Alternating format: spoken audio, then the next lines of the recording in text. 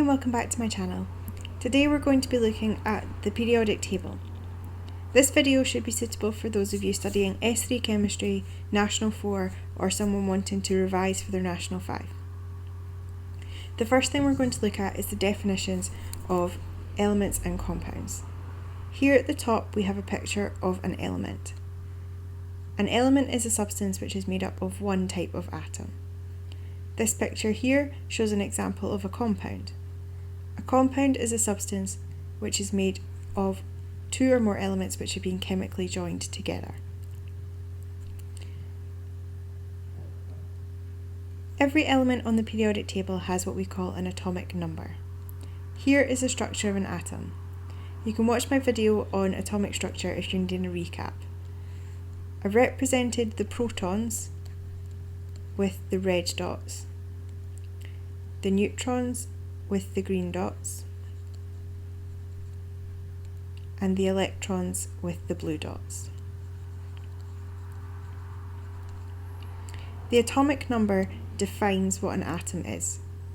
The number of protons is the same as the atomic number.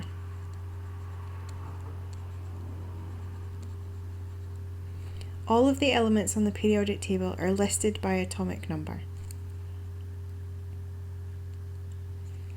How many protons do each of these elements have? Have a look in a data book. Pause the video now.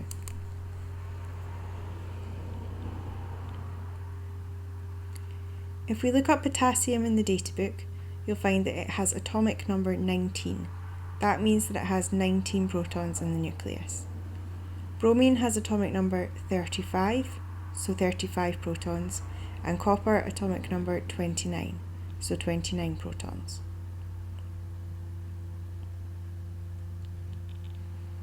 Every element on the periodic table has a shorthand symbol to represent it. There are two rules for writing the symbols.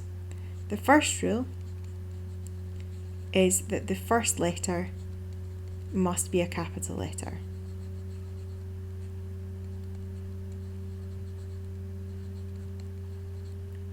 The second rule is that where there is a second letter, it must be lowercase. Not all symbols have two letters. Most of the symbols will have the first letter as the first letter of the name. For example, carbon has a single letter symbol of C. Where there are two letters in the symbol, it is often the first two letters. For example, neon has the symbol Ne. There are some symbols on the periodic table which at first glance don't seem to make sense. For example, iron has the symbol Fe. This comes from the Latin name for iron. Where the symbols don't seem to match the name, this is often the case. Have a look at the periodic table and try and find the symbols for the following elements. Once you've done that, try and find what elements have these symbols. Pause the video now.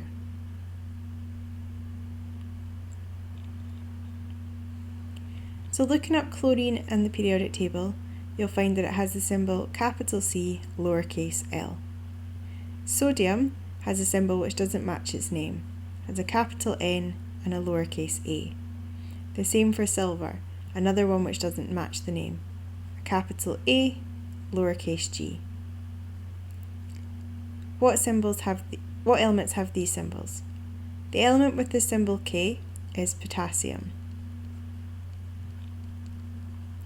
The element with the symbol F is fluorine. And the element with the symbol N is nitrogen. Here's a picture of the periodic table. The periodic table is split into different sections.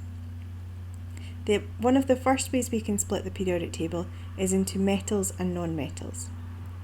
We can do this by adding a stepped line.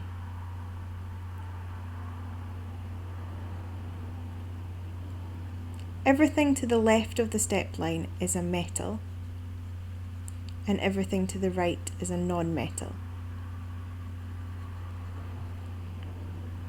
There are 92 naturally occurring elements on the periodic table, going from atomic number 1 to atomic number 92. Everything beyond number 92 is man-made.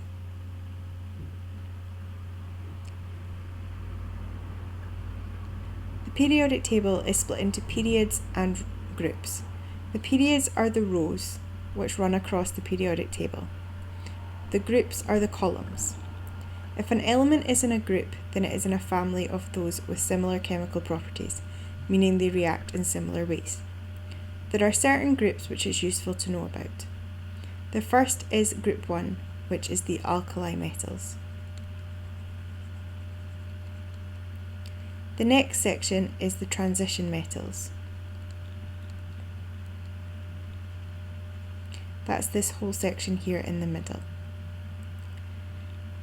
This group here is the halogens, and then the final group that we're going to look at is the noble gases. Let's have a look at these groups in more detail. Group 1 is the alkali metals. All of the alkali metals are very reactive. They react in air and they react in water. Because of this, you'll find that they're stored under oil. As you move from the top of the group to the bottom of the group, the reactivity increases. Group 7, at the other side of the periodic table, are very reactive nonmetals. This is the only group on the periodic table to have solid, liquid and gas within it. As you go from the top to the bottom of the group, the melting point increases. Group 8 or Group 0 are the noble gases. They are non-reactive or inert gases.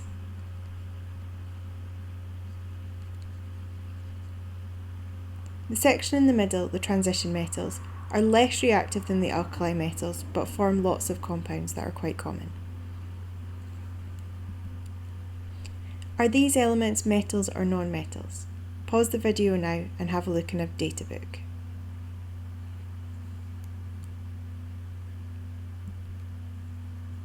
Looking in a data book, you'll find that magnesium is on the left-hand side of the periodic table. This makes it a metal. Mercury is found in the transition metal section, so it's also a metal, the only liquid metal on the periodic table. Oxygen is to the right of the stepped line, making it a non-metal. Lithium is to the left of the stepped line in group 1, an alkali metal, and sulfur is to the right of the stepped line, making it a non-metal. It's in the same group as oxygen. Thank you for watching my video. I hope that you found it helpful. Please remember to subscribe and follow me on Twitter and Instagram @MissAdamsChem for regular updates on new videos. Bye for now.